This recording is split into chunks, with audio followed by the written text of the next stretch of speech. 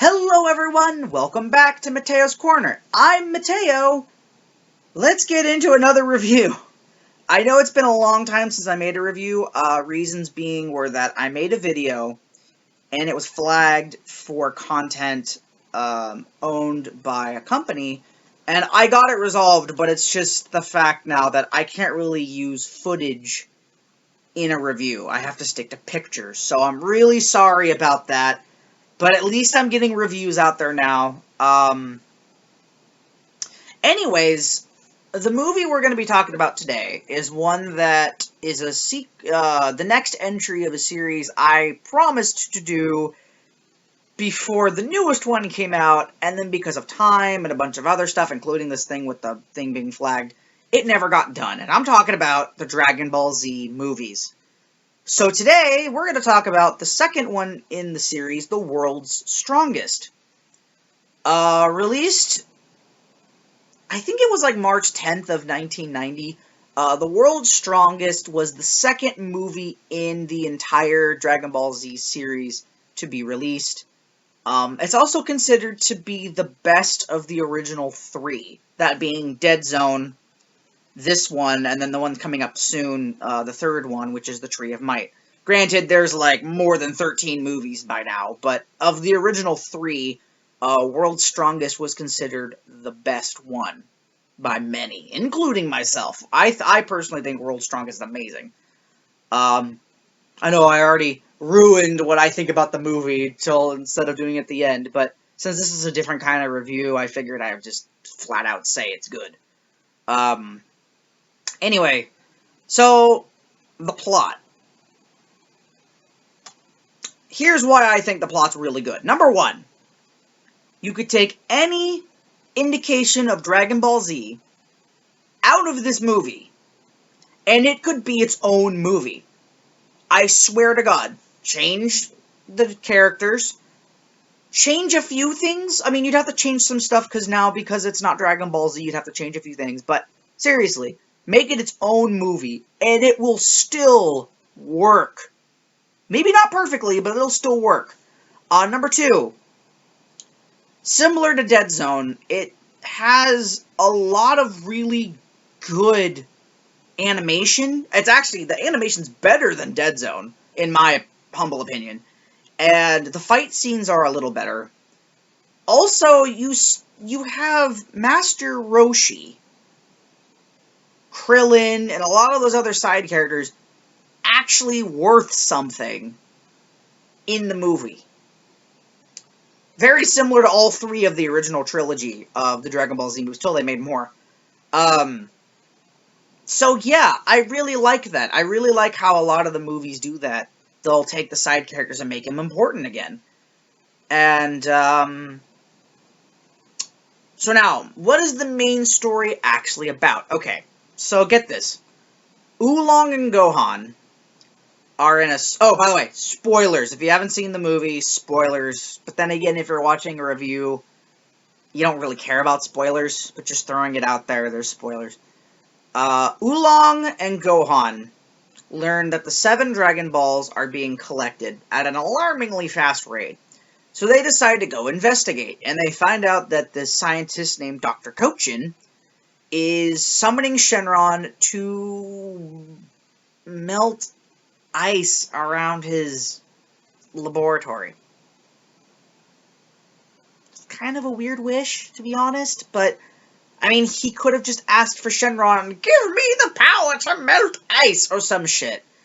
I think actually Team 4-Star made a joke about that, because they just did the movie on their thing. That's another reason why I decided to go back and do these, because I just watched Team 4-Star, some of their movies, and I thought they were hilarious. I love World's Strongest is now one of my top 3 Team 4-Star Dragon Ball Z abridged movies, for so many reasons. Anyway, so, yeah, he melts the ice, and then Piccolo just randomly shows up, because Piccolo's just there all the time. And, he gets captured, and Oolong tells Gohan that he cannot tell anybody about what happened. Which is pretty dumb. Anyways, so some time passes, and Gohan has had a very hard time to keep it a secret from his dad and his mom about what he and Oolong were doing. And Oolong gets punished for taking the Dragon Radar, so he has to do all these things for Master Roshi and Bulma.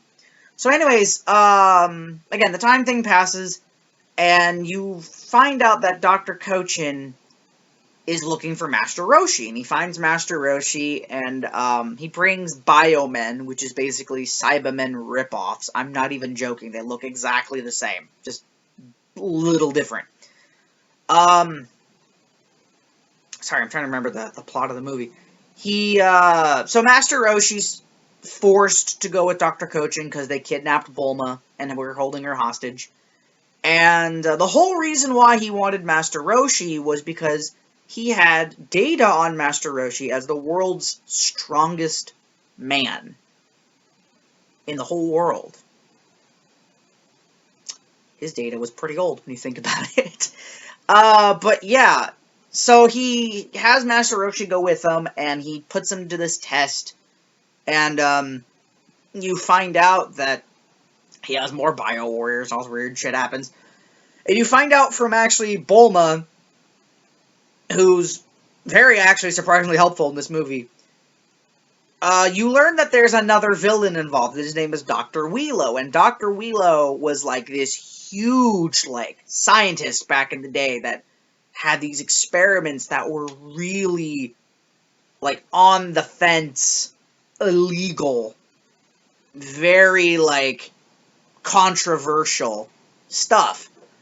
And what happened, apparently, is that his body died, but Dr. Cochin found a way to take his brain and keep it alive. And Dr. Wheelo can talk to people. He's hooked up to, like, some machine. So you find out that Dr. Wheelo wants Master Roshi's body so he can take it and continue being an evil, mad scientist, but also have the power to take out anybody that stands in his way. So finally, after, like, all this stuff, Oolong tells Goku that, hey, yeah, Master Roshi kind of got captured, and we kind of need your help, blah, blah, blah. So Goku goes to go save his friend. And, or his mentor. And Bulma, I guess that's his friend. And, yeah, so then what happens is, like, there's all these really cool fight scenes of Goku, like, fighting all these, like, mechanical things and the Bio Warriors. And then you finally find out that Piccolo is still alive, but he's under mind control. And, he and Goku fight, and Gohan and Krillin show up during all this. And then, again, save Bulma, you have a fight with Cochin, you have a fight with Wheelo, basic Dragon Ball Z ending to it. Then, you know, they have a fight, they win eventually. And that's basically the whole plot. Very simple when you really think about it. But that's why I say that if you took out everything Dragon Ball related, this movie would still work. It would still work as its own thing. And I think that's really, really cool. What do I think about the characters? Wheelo's kind of cool. I mean, it doesn't really do much, but having a mad scientist villain, and as well as Dr. Cochin, it's really cool because it kind of reminded me of the original Dragon Ball, like when Goku was still a kid and he fought the Red Ribbon Army, and there were the androids and all, there's other stuff.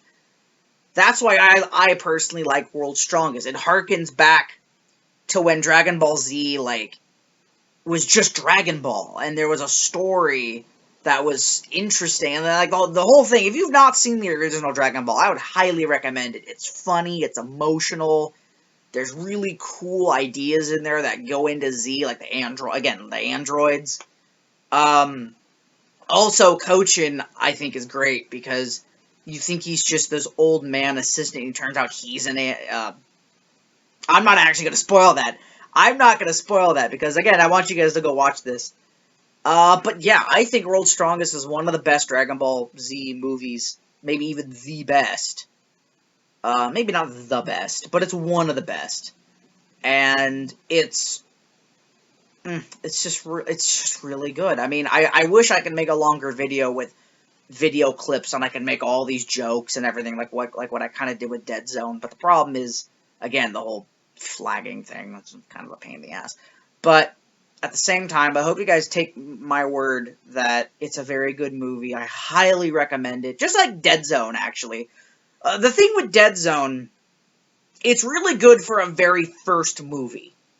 The plot's not too bad. The villain's actually kind of interesting when you really, like, look at it. Like, if you compare all the Dragon Ball Z villains, there's only a few that, like, I would just say, you know what, you can just skip that movie. There's no point watching it. But, with this movie and Dead Zone, there's really cool villains. There's a really cool plot. The plot's more simple than Dead Zone. Like, Dead Zone, when you really think about it, has a way more complicated plot than World's Strongest, because you had Garlic Jr., who was out for revenge against Kami for what happened to his father, which is more complicated than, oh yeah, there's a mad scientist, and he kidnaps people, and he wants to take Goku's body for science. But at the same time, World's Strongest takes a simple story like that and makes it pretty entertaining. The action's pretty good. There's a really cool thing with Piccolo when he's under mind control. He kind of looks like Demon King Piccolo from the original Dragon Ball. It's almost there. It's like that close, but I really like how they did that. They harkened back to that. I liked how Wheelo wasn't defeated super duper easily and inconveniently like Dead Zone, where Garlic Jr. was taken out by his own devices, which I thought was kind of ironically funny. But with World's Strongest, they actually, like, everybody actually tries to fight Wheelo, and I don't know, it's just really nice. It's a very good movie. So anyway, that's all I can really say about World's Strongest. I don't hate it, which is why I don't have a lot to say. But I think the next one, Tree of Might, I might have a lot to say about that one. But that'll be for next time. Thank you guys so much for joining me for another review of Dragon Ball Z. Hopefully I'll be able to go back and do more reviews pretty soon, now that I have a lot more time on my hands. This weekend, I'm going to be at San Jose, California. Downtown San Jose has a Fanime Expo. It's basically an anime expo, but there's like a clockwork, it's just like a steampunk thing too going on. I think it's that. I'm going to be there from Friday or Saturday, I don't know which day, all the way to Monday. And if any of you guys are there, I would love to meet you. I would love to talk to you guys and get ideas on videos, maybe on how I can make my videos better. Maybe if there's topics I never thought about talking about, it'd be really cool to just, bounce ideas off of. Anyways, hopefully see you guys there. If not, I'm going to be partying my ass off. The one time of the year I go party. Last year, we played Just Dance for like 7 hours straight. Got 250 people to line dance. It was amazing.